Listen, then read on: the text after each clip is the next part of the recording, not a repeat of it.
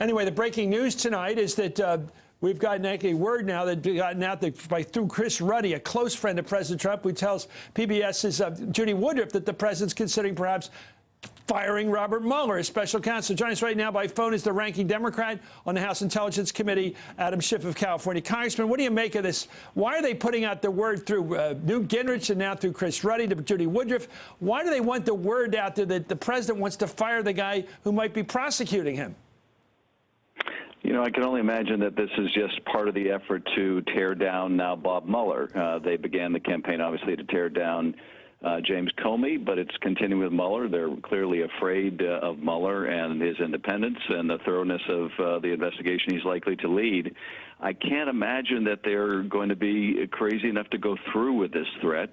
But then I never thought they would really go through with firing James Comey. So you can't exclude the possibility, but I think it's just a way of raising doubts about this, very good man who's respected by people on both sides of the aisle. Well, wouldn't they face the inevitability of a replacement? Perhaps, I don't know if you can do better than Robert Mueller. Is that their thinking, that you can't get a tougher prosecutor? If he finds a way to sack this one, he may get a weaker person to replace him. Well, if that's their hope, it's not going to work, because what this would prompt if he were to fire Bob Mueller, Congress would immediately take up legislation to reestablish the independent counsel law that expired, and we would appoint Bob Mueller. The president is not going to get to pick the person who investigates these allegations. There's just no way, I think, even this Congress could sit for that. Yeah, you can't pick your prosecutor. Here's what Newsmax CEO Chris Ruddy, as I said, a close friend of President Trump, said on PBS tonight. Here he is. I think he's considering perhaps terminating the special counsel. I think he's weighing that option. I think it's pretty clear by what one of his lawyers said on television recently. I personally think it would be a very significant mistake, even though I don't think there's a justification. And even though, I mean, here you have a situation— You don't think there's a justification for a special counsel in this case? Well, Congressman, let me ask you about this other thing. What do you make of this new development that'll probably be taken up by the Senate, your Senate counterparts tomorrow, that the Attorney General, who's certainly been problematic in this whole matter, turns out he may have had another meeting with the Russians last year that he never accounted for, never admitted to? Well, that will certainly be a topic during the hearing tomorrow, and that is, did the Attorney General disclose any and all meetings that he had with Russian officials?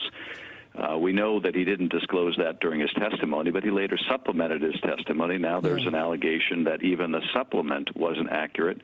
That's pretty serious business, and I'm sure the Senate's going to want to ask about that, but they're also going to want to seek to corroborate what James Comey testified. Was he asked to leave the room by the President of the United States? Did he have a conversation thereafter with the President about his discussion with Jim Comey? And did Jim Comey, as he testified, later have a conversation with Mr. Sessions where he said, don't leave me alone effectively with the President again?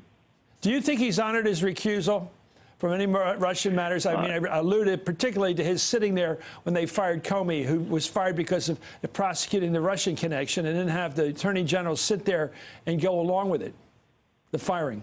Absolutely not. Absolutely not. How do you honor a recusal that says, I won't be a decision maker when it comes to the Russia investigation, and then recommend that the top guy who's doing the investigation be fired? It just doesn't add up. And in fact, at the time of that Rosenstein memo and the Attorney General's own letter, my observation was the principal problem with the Rosenstein memo, and this was before we found out it was just a pretext, is it was addressed to the Attorney General, who had recused himself. So, no, he absolutely hasn't honored that, and much as we have tried from Rod Rosenstein and others to find out what exactly are the parameters of this so-called recusal, we have not been able to really get a clear answer.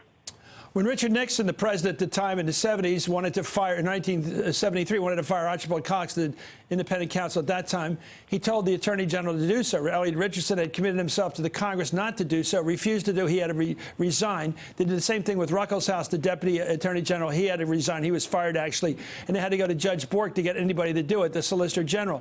What would happen this time if the president told Jeff Sessions to fire the special prosecutor? What would happen, do you think? Wouldn't he have to quit too?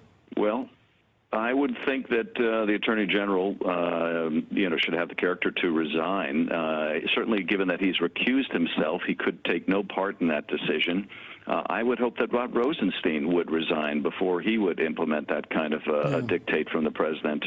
But I feel very confident that we would move quickly in Congress, and I think we might even find the Republicans standing up to this president and reestablishing the independent counsel, which is probably the last thing that this president would want to see. But, of course, this wouldn't be the first time that the president took action that ultimately was very detrimental to his own personal interests. Hey there, I'm Chris Hayes from MSNBC. Thanks for watching MSNBC on YouTube. If you want to keep up to date with the videos we're putting out, you can click subscribe just below me or click over on this list to see lots of other great videos.